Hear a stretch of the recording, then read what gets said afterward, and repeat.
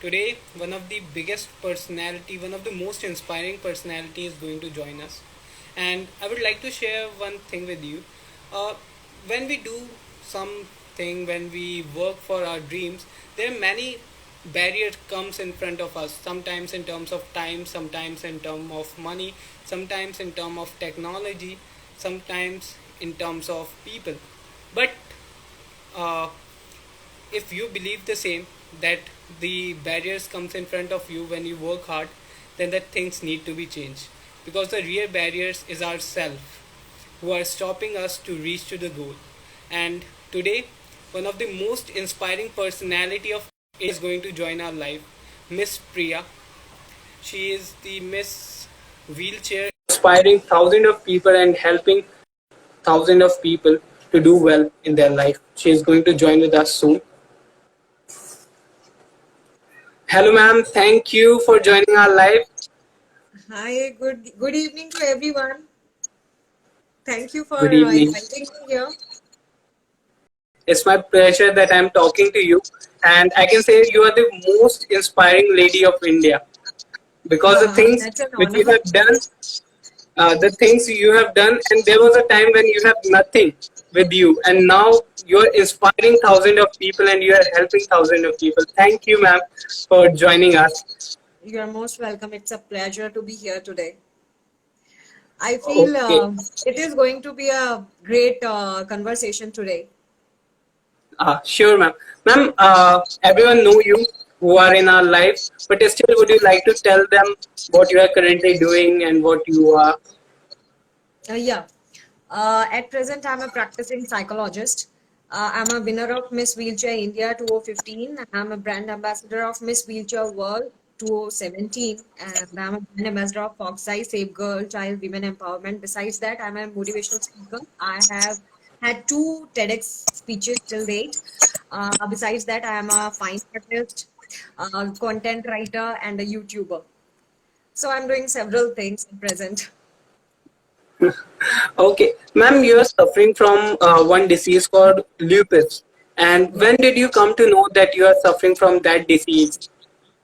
Okay. I was 19 years old at that time and I was pursuing bachelor's in physiotherapy. I was in the first year itself when this disease got diagnosed. And this disease is incurable and unpredictable most of the time because it is a kind of silent disease which suddenly attacks any of the vital organs. Most of the time it is kidney or the heart which gets involved, but I am the rarest of the rare case where my spine got involved. And a doctor couldn't find out on time, so that made me paraplegic. So I was bedridden for 18 months and I had to discontinue one of the this graduation course, physiotherapy. I went into depression all because of this reason. Since I had to discontinue my studies, and that medical studies is not easier one, we have to study a lot of thick books. So that came as a pressure. I was a super ambitious girl. I wanted to become a doctor. So that's why that pressure was quite big, and that made me into depression. So that was not a simple depression, it was a clinical depression which is called schizophrenia. So in mental disorders, this is one of the severe cases which psychologists and psychiatrists treat. I recovered within 2.5 months. Almost it took 3 months, but again to recover fully, it took me around 6 to 7 months. So I had to continue my medicines till 6 months. Then I recovered, and then suddenly after some time I got bedridden. I was bedridden for 18 months. When I somewhat recovered, but what my doctor told me that you won't be able to walk anyways and forget about running. You have to use wheelchair for commuting purposes, and this is the only thing that we can do for you. Now I had to depend on medicines all the time. I am still on medications. I have to take medicine 3 times a day, and those medicines do have side effects. Like I'm on steroids. I'm on hydroxychloroquine. Steroids reduces bone density. It causes hair loss. Even lupus causes hair loss. Lupus causes depression as well. Mood swings are there. It reduces your stamina. Uh, uh, like most of the time, most of the patients of lupus feel fatigued. they feel like they have no energy to do anything. So this is something which every lupus patient has to suffer. But person to person it varies. This disease varies where what it is affecting, like which organ is involved. So mine is, since it is a spine, so I have difficulty walking, standing like this. Means you are still struggling, but you are helping many people. Ma'am, you want to be a doctor? Yes, yes, yes, I yes. would Please not carry on. say struggling. I would not say struggling, since that's a negative term, I feel. We should Yes. not use this word because it itself puts you in towards negative side. So I would say I'm a warrior. I do fight with my challenges, and I win most of the time. Sometimes, yes, it happens that you lose hope, or sometimes it happens you do not succeed in one go. But again, you need to find the solutions in what way you will have to succeed. There are different ways of achieving your dream, your aim. Now, it depends from person to person. Some people get succeed in lesser steps, but sometimes it happens that most of the people do have to struggle a lot. But it depends how motivated you are, how determined you are, and do you really want your aim, or do you really want to achieve your goal, or it's just like to prove people or to prove world. So it depends why you want to achieve your goal. And why you want to achieve your goal, ma'am? Because I want to keep myself happy. For my That's a great happiness, I answer. do. Okay, ma'am, you want to be a doctor, if I'm not wrong. So why your roads turned towards modeling? See, it happened. Actually, I would say Miss India is also an accidental thing that happened to me, because I have always been a studious kid and very shy. I'm very camera shy. Still, I feel uncomfortable in front of the camera. When I won Miss India, after winning this Miss India, I got some opportunities for modeling things. So I just got that opportunity and I said yes, because I like exploring different things. Whatever opportunity I get, I just say yes, because I want to experience life in every mode. And it helps me grow in mentally as well as in other aspects. It makes me more mature, I feel. Ma'am, how you handle with these kind of stuff? For example, you are not able to speak in front of people. So how you manage these kind of thing to, to better your weakness, to prove people wrong? So you mean stage phobia? Yeah, I have Stage faced. 14. Yes, Yes, ma'am. I have faced stage phobia. Actually, it developed at the when I was in fifth grade. I forgot my speech in front of the judges, so that was the first interaction of me in front of the people. So I was I was nervous in front of the people, and I decided that I am the one who could not perform solo. Again, at in eighth standard, I again tried to perform solo, and again I forgot my poem. So from that day I had decided that whenever I will perform in groups, but never I will perform in solo competitions and all.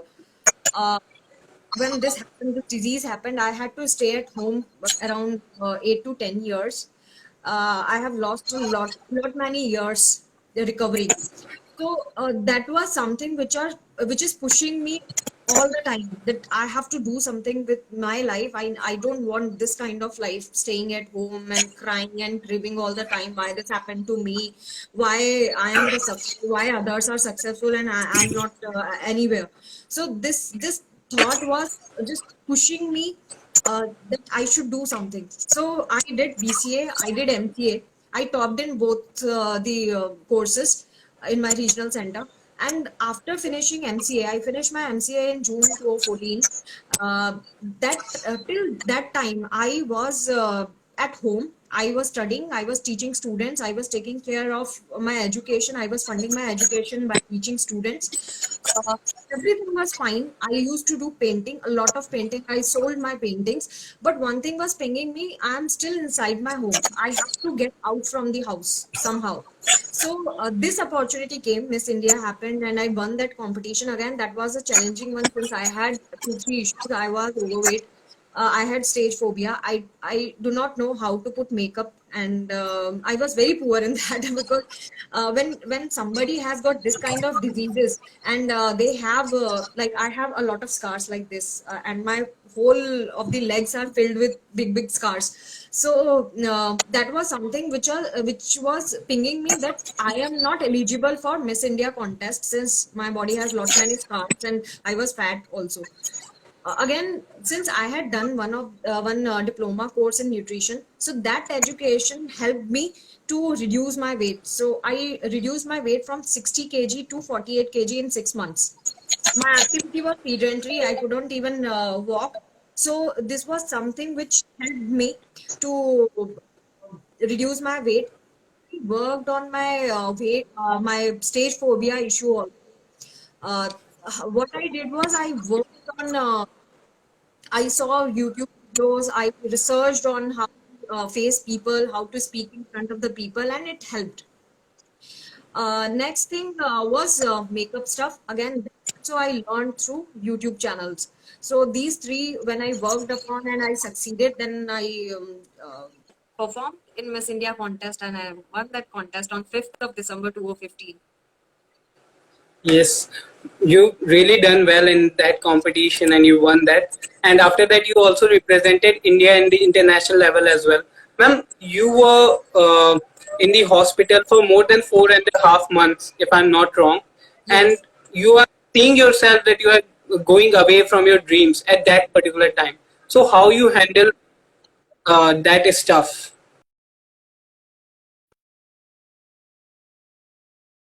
Months where one time doctors were not sure would they be able to save my leg or not, but that was the condition where they were almost 50-50% chances that they might cut my leg. It was that situation, and then again uh, doctors were confused what was happening to my health since my fever rose to 107 degrees and I was shivering, my body was totally red, and I was on several kind of antibiotics. So that was something which was making me very serious. Some doctors diagnosed me as a septicemic. Some said I have blood cancer. Some said something else. So every branch of experts came and diagnosed me with different ailments in the hospital itself. Again, during that period, I had skin grafting thing also happened. So two times I was serious. One time, all because of excessive antibiotics were given to me. And at that time, I requested my doctor to remove all the antibiotics. And they thought I would die next day. So they removed all the medicines and asked my parents that you just call your relatives, whoever wants to meet her. We are not sure for the next morning. So that happened, but next morning I recovered since they had removed all the antibiotics, and whatever happened to me was all because of antibiotics. Second time, I was given extra doses of anesthesia. So I couldn't even came into my senses within 4 hours. So it took me almost 4 to 5 hours to regain my senses. So these were the two incidents where I was very serious. After 4.5 months, during that period also, I was bored of seeing people all sick around and white sheets, white walls, doctors, nurses, and no one else. So it was like I wanted to get out from that trap. So I requested my doctor to give me a discharge because skin grafting what had happened, and I just had to recover in those lines. And treatment had I had to take medicines. That is all. So on my request, they discharged me, and but they told me that don't come back ever. We are not going to admit you this time. I said okay, I won't come. And when I reached home, I started working on myself. I started reading books. I started doing paintings. At that time, I had one incomplete painting. So while I was in the hospital, I used to think about that painting. That yes, I have to finish that painting whenever I get back to home, and that was the inspiration which maintained my willpower, and I recovered. And when you have changed your hobbies, you have to change many more things. So how you handle that kind of thing? Like now you can not run, now you can not walk. So how you are managing that stuff? That is also very hard to handle. Uh, See. painting thing and rest of the things, like I do craft work, I do painting, and I do write poetry, I do sing. These are just a hobby, and these are the things which help me to overcome from depression, as well as to manage my mind. Like when somebody has got this kind of diseases, why they get into depression is they do not manage their mental state in the manner which is required. Like you have to be occupied in those activities which make you happy. If you are productive, then that works as a motivation as well. So that was helping me, since I was thinking that someday I would walk. Like doctor did have told me that maybe you won't be able to walk anyway, but still I was hopeful that someday I would walk. So let us do something so that I should not waste time during that hard phase, and I should be occupied and busy in those activities. So I used to do several things and learn several things so that that time should be utilized. That was my criteria. Okay, ma'am, we have a few questions from the question section, so I would like to check. Yeah.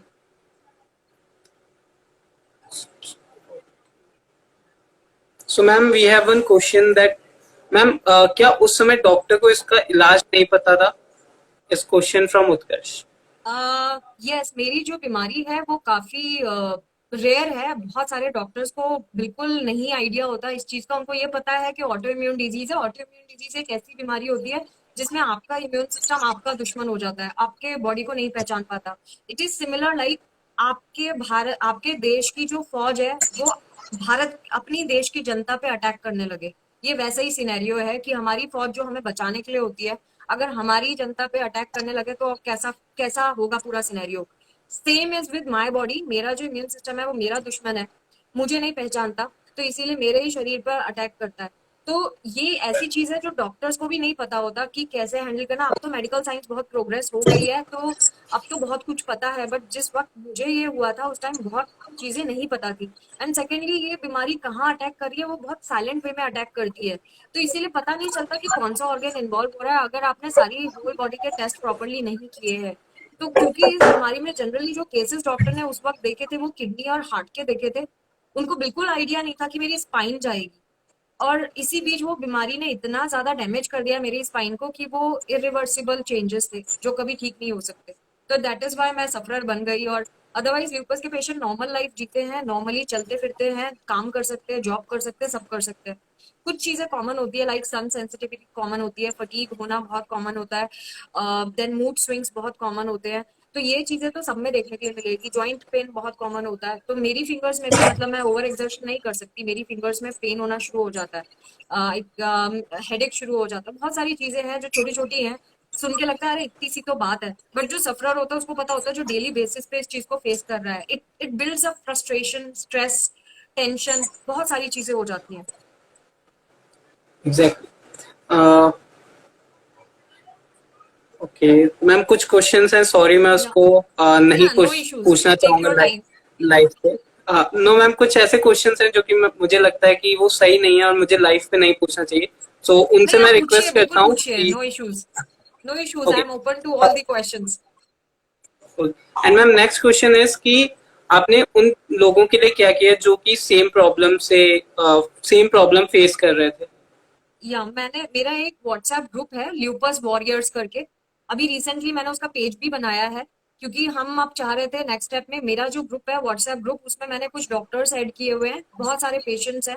और मैंने अब page बनाने का intention ये था Facebook पे कि हम कॉन्फ्रेंसेस कर सके और मैक्सिमम पीपल उसको ज्वाइन कर सके। जो जरूरी नहीं है कि ल्यूपस पेशेंट हो, बल्कि आम जनता भी जाने कि ल्यूपस होता क्या है। अब तक तो हमारा ये क्राइटेरिया था कि ल्यूपस के पेशेंट्स को ही हेल्प करना है, इसीलिए मैंने व्हाट्सएप ग्रुप बनाया था कि हम किसी तरह कनेक्ट रहें, एक दूसरे को सपोर्ट करते रहें, एक दूसरे को मोटिवेट करते रहें, अपनी प्रॉब्लम से एक दूसरे को सिखाएं। क्योंकि this disease is rare, doctors are very rare.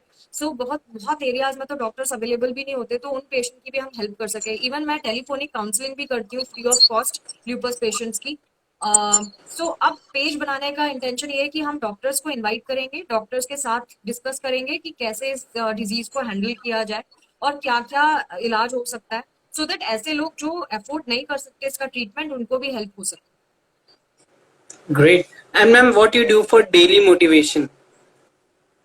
Sorry, What you do your for voice daily is lesser. motivation? Dealing with motivation. Ma'am daily motivation, ma'am ऐसी Okay, क्या चीज है जो आपको मोटिवेट रखती है?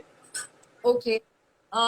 See, my parents are the biggest motivators in my life. मेरा जब बहुत बुरा टाइम चल रहा था तभी भी वो मेरे साथ थे। उन्होंने कभी मुझे ये फील नहीं होने दिया कि मेरे साथ कुछ ऐसा हो गया है जो शायद दुनिया को बोझ लगता हो, दुनिया को बहुत ऐसा लगता हो वो ये पिटी करते हो लोग, सिंपैथी दिखाते हो या कुछ और सोचते हो कि या पिछले जन्म के, मतलब मैंने ऐसी ऐसी चीजें लोगों से सुनी है जो सुन के लगता है कि this this should not happen. लोगों ने मुझे यहाँ तक बोला है कि इवन जो मेडिकल साइंस के लोग हैं उन लोगों ने मुझे ये बोला है कि भगवान के सामने बैठ के रो और उनसे माफी मांगो। कैन यू इमेजिन मैं किस चीज की माफी मांगू जिस चीज के बारे में मुझे पता ही नहीं है कि मुझे क्यों हुआ है। सो ऐसी चीजें लोगों ने बोला है एंड मैं इतनी डर जाती थी कि मैं ब्लड टेस्ट के लिए जाती थी तो मुझे लगता था कि वो नर्स अगर मुझे दोबारा मिल गई तो मैं उसे क्या कैसे फेस करूंगी, वो दोबारा मुझे कुछ ऐसा ताना मारेगी कि मैं फिर डिमोरलाइज हो जाऊंगी। इतनी मुश्किल से हिम्मत बटोर के इंसान आगे बढ़ता है। फिर मैंने सोचा अब अगर वो मुझे मिलेगी तो मैं बोलूंगी मैंने रो रो के बकेट भर दी, लेकिन अभी भी मैं ऐसी हूँ, अब बताओ अब क्या करूँ। So this is the way to handle such people who think कि सामने वाले को बुरा ही नहीं लगेगा हम कुछ भी बोल देंगे। सो बट हाँ, मेरे मोटिवेशन मेरे हमेशा पेरेंट्स रहे हैं जिन्होंने अपनी हार्डशिप्स मुझसे शेयर की है कि कैसे वो स्ट्रगल करते थे अपनी लाइफ में, कैसे उन्होंने सक्सीड किया, और ये मेरे लिए मोटिवेशन बना है। Okay, and ma'am, you are also a writer and author. So, ma'am, would you like to tell something about your books that you have written? Yes, I have been writing poems. जब भी मेरा mood off होता था तो मैं poems लिखा करती थी घर में बैठ के। ये मिस इंडिया से पहले की बात है, बट कभी मैंने सोचा नहीं कि मुझे राइटिंग के लेवल पे कुछ करना है। बट जब मिस इंडिया हुआ, मिस इंडिया के बाद मैं यूएस चली गई, तो यूएस में क्योंकि मेरे पास कुछ करने के लिए नहीं था, I just cut off from the offers, क्योंकि इंडिया से ऑफर थे और यूएस में बैठ के मुझे कुछ ऑफर नहीं था, मैं बहुत फ्री थी। सो मैं क्वोरा में लिखना शुरू हो गई। मैं क्वोरा में लोगों के आंसर्स लिखती थी। अभी भी मेरी प्रोफाइल है, बहुत कम जाती हूँ but I do mention when ever I go I do right. तो क्वोरा में मुझे न्यूयॉर्क से किसी राइटर ने देख लिया एंड उन्होंने मुझे ऑफर किया कि उनकी साइट के लिए मैं कुछ लिखना चाहूँ तो I am most welcome, and I got first offer from USA. तो न्यूयॉर्क की एक कंपनी है पॉपुलेरियम करके, उनके लिए मैंने स्टोरीज लिखी and then when I came back तो मुझे द कंप्लीट विमेन से ऑफर आया एज अ ऑथर। तो मैंने उनके लिए कुछ लिखना शुरू किया। It was all paid. तो ये that was also a motivation कि हाँ मैं लिख सकती हूँ। अगेन एक बुक में मैं को ऑथर हूँ, होल्डिंग माय टीयर्स करके बुक है, वो 2016 में ही पब्लिश हुई थी। उसमें मैंने एक स्टोरी, रियल लाइफ स्टोरीज है जितनी भी मैंने लिखी है, सारी रियल लाइफ स्टोरीज लिखी हैं। सो वो मेरे लिए हेल्पफुल रहा। Again I wanted to write my book but unfortunately you know इस दुनिया में तरह तरह के लोग होते हैं। कुछ होते हैं जो आपको मोटिवेट करने के लिए होते हैं, कुछ होते हैं जो आपको डीमोटिवेट करने के लिए होते हैं, एंड बोथ Demotivate आर करने। इम्पोर्टेंट। बिकॉज सी जो मोटिवेट कर रहे हैं वो तो ठीक है, बट जो डीमोटिवेट करते हैं वो आपको चैलेंज करते हैं एक्चुअली बेटर काम करने के लिए। सो मैं तो गॉड इन डिस्गाइज मानती हूँ उन लोगों को जो ऐसे हैं, जो मुझे बुरा कह देते हैं। हाँ, मैं कुछ सुना भी देती हूँ बेशक, मैं ऐसी नहीं हूँ कि सुन के रह जाऊं। सुनाना जरूरी है, उनको आईना दिखाना जरूरी है कि आप कितने गलत इंसान हो। बट अगेन इसने मुझे हेल्प किया। लाइक मैंने अपनी मेरी खुद की लाइफ की स्टोरी के लिए मैंने बुक लिखी थी, पब्लिशर ने बिल्कुल रिजेक्ट कर दी वो बुक। बट मुझे अब टाइम नहीं मिला कि मैं दोबारा उस बुक को रीस्टार्ट करूं, but when ever I will get time I would certainly work on it and I will publish that book. I have challenge that publisher कि एक दिन मेरी बुक जरूर आएगी, और वो भी free of cost. Don't think कि मुझे पे करके पब्लिश करनी होगी। So I have taken that as a challenge. And ये भी एक लर्निंग है हम सबके लिए कि अगर कोई इंसान कुछ बोलता है तो उसको प्रूव करो कि तुम गलत हो। Okay yes, ma'am. बिल्कुल। And you need to work, like हमें उसे इस तरह से नहीं लेना, अरे आई एम द बॉन्ड, मुझे कैसे किसी ने मना कर दिया। लाइक मिस इंडिया के बाद मुझे रिजेक्शंस मिलते हैं, इट डजंट मीन कि हाँ मैं तो भाई मिस इंडिया हूँ तो मुझे कोई मना नहीं कर सकता, ऐसा नहीं होता। सो ये चीज आपको ध्यान रखना है। अगर आप अचीवर हो still you can have hardships, but you need not to think in that manner कि अरे मुझे मना कर दिया तो मैं तो डिप्रेशन में ही चला जाऊंगा अब या चली जाऊंगी। That is not my idea. My idea is to work upon it. हो सकता है मुझ में कमी है इसलिए मुझे मना किया गया है, so I have to work on it more. Yes I read it for sure. Ayushi ने, आयुषी बिल्कुल पढ़ना चाहेंगे। एंड आयुषी जो है अर्न विद आयुषी, इन्होंने मीन्स पहले बहुत मेहनत की थी हमारे चैनल के लिए, एंड ये आपकी मैं बताना चाहूंगा बहुत बड़ी फैन है आपकी। हर Oh, टेडेक्स मतलब आपने जो टेडेक्स दी है, आपके आर्टिकल्स पढ़ते हैं, and we are actually studying about you from last 1.5 months, and oh. I and we believe you are the personality who can inspire many people, and the things you have faced is such inspiring thing which I believe, because I'm एक honored. Time पे जब Thank you so much. एक एक time पे ma'am जब आपके पास कुछ भी नहीं था, जब मतलब कुछ भी नहीं था, वहां से आपने एक एक स्टेप लिया और अपनी हर एक चीजों को चेंज किया। किसी को ब्लेम नहीं किया कि मैं ऐसे ही हूँ, मेरे साथ ये दिक्कत है। आपने मेहनत करते गए, और जिस लेवल पे अभी आप हैं उस चीज को हम लोग डिस्क्राइब ही नहीं कर सकते। आप एंड मतलब इतने बच्चों को हेल्प कर रही हैं आप, जो चाहती हैं आपने वो चीजें अचीव की। So ma'am, hats off to you ma'am, Thank you you are the so much. Greatest personality I ever met. And so let's ahead, so ma'am, your upcoming projects. See, my book is one. Again, I'm new to this field, psychology, because मैंने last year ही इस course को finish किया. I'm double postgraduate now, masters in computer applications and masters in psychology. तो psychology मुझे हमेशा से ही attract करता रहा है, सिंस मैंने खुद डिप्रेशन फेस किया है। और मैं हेल्प करना चाहती थी लोगों की, बट प्रोफेशनली मैं जानना चाहती थी actually mind, how mind works, and what are the disorders, and what is real and what is not real. Like हर दूसरा इंसान जब सैड होता है बोलता है अरे आई एम इनटू डिप्रेशन।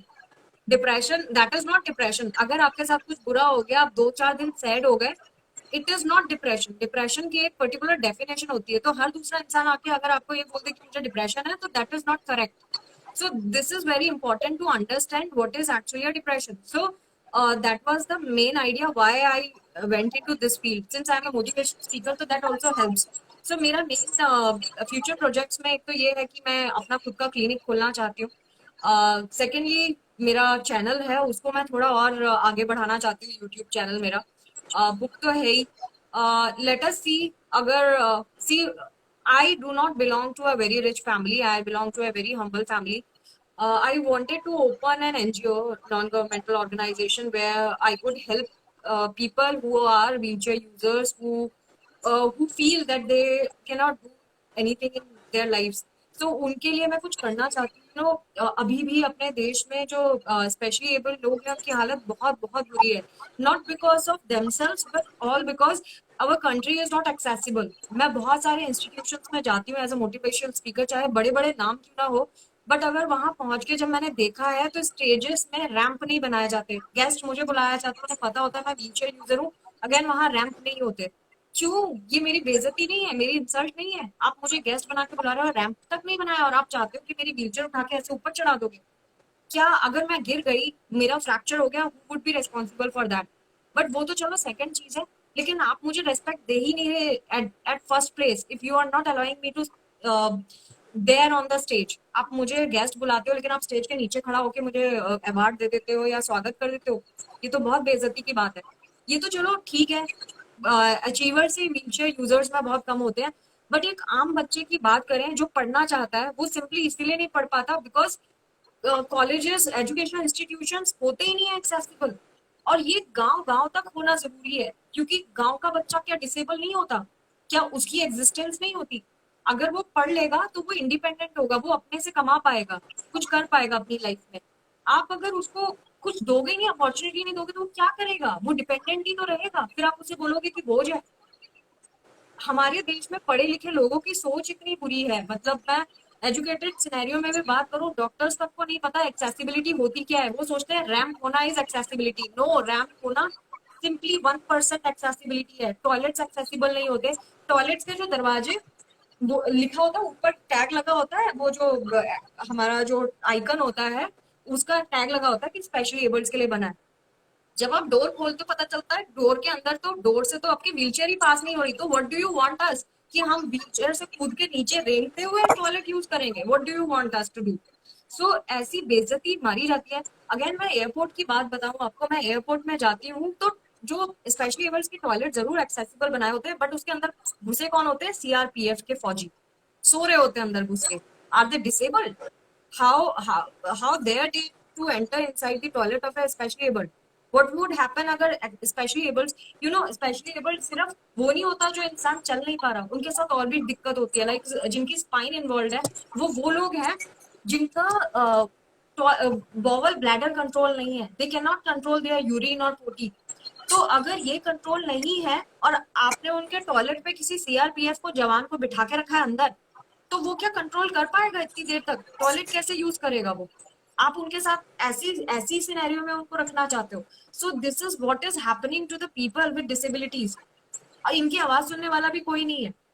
तो हम मोटिवेट किससे होते हैं? हम एक्टर से मोटिवेट हो जाते हैं, हम ऐसे लोगों से मोटिवेट हो जाते हैं जो थोड़ा सा स्टाइलिश कपड़े पहन के फोटोज या मेकअप लगा के फोटो खिंचवा लेते हैं। आप उनसे मोटिवेट नहीं होते हो जिनसे आपको होना चाहिए।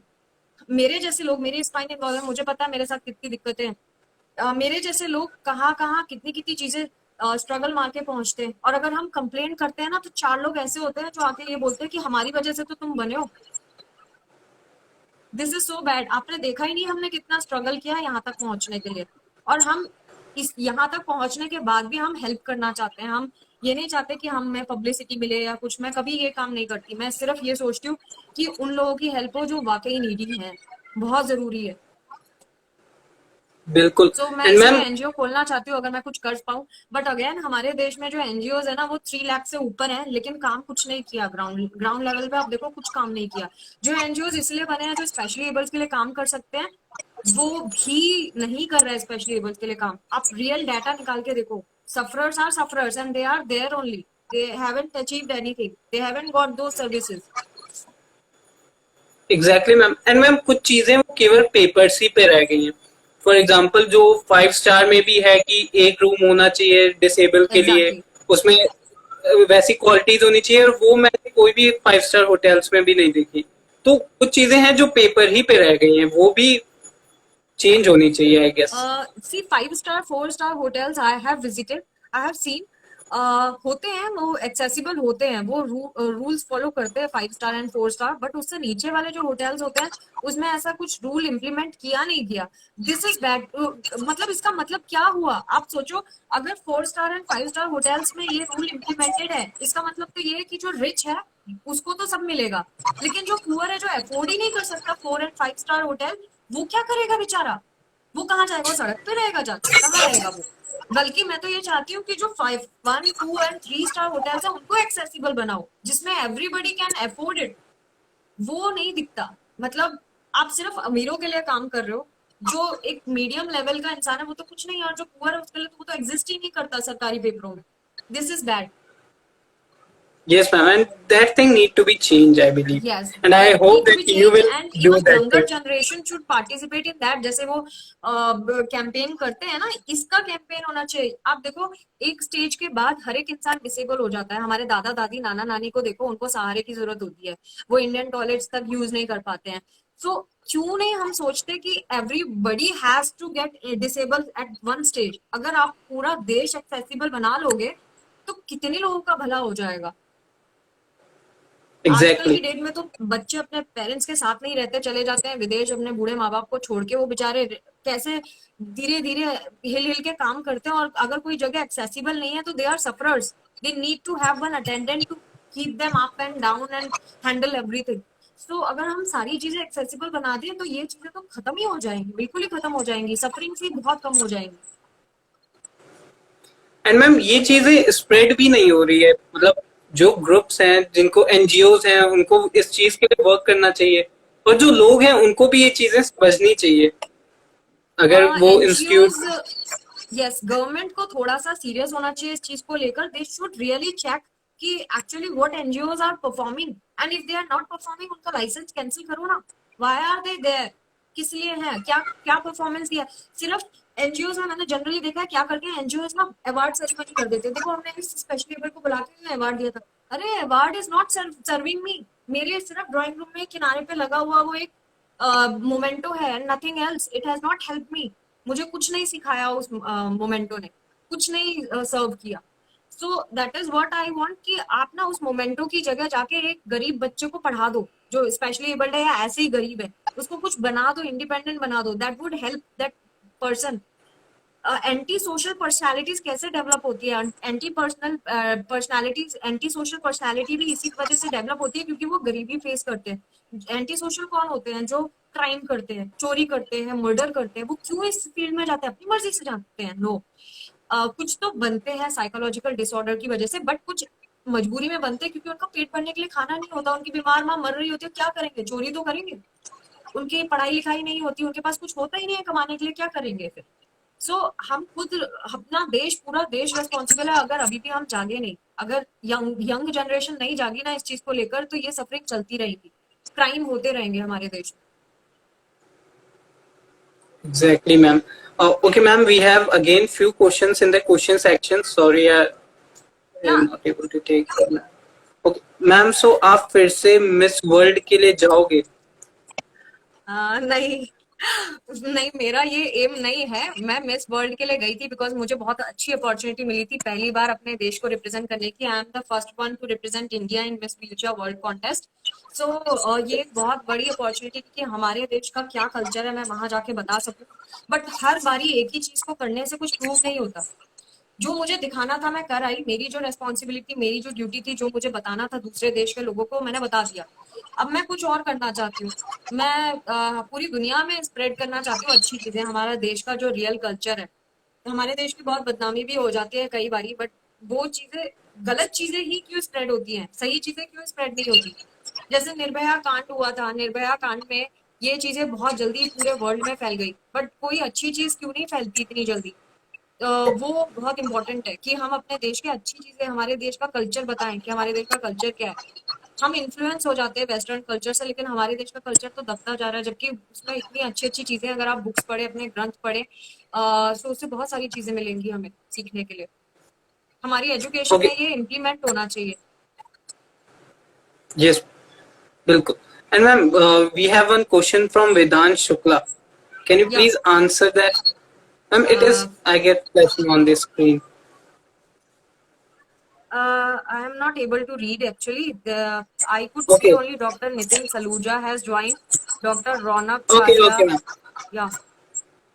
Okay, and the question is, please ask ma'am about our insensitive Bluebell stories. What is Bluebell stories?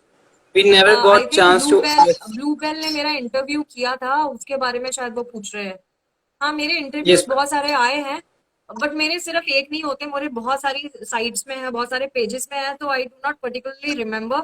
But same story है, आप कहीं पे भी पढ़ लो, स्टोरीज तो एक ही है। अपना अपना तरीका होता है रिप्रेजेंट करने का। जो मैं यहाँ बता रही हूँ आप मुझे वहां सुन लीजिए। हाँ, आपके क्वेश्चन है तो you are most welcome, you may ask. Okay. Ma'am, if I'm not able to achieve my target, what should I do? See, you need to check your aptitude. See, every person is unique. सबके अंदर कुछ skills ज्यादा होती हैं, कुछ कम होती हैं। Again ये साइकोलॉजिस्ट ही डील करते हैं।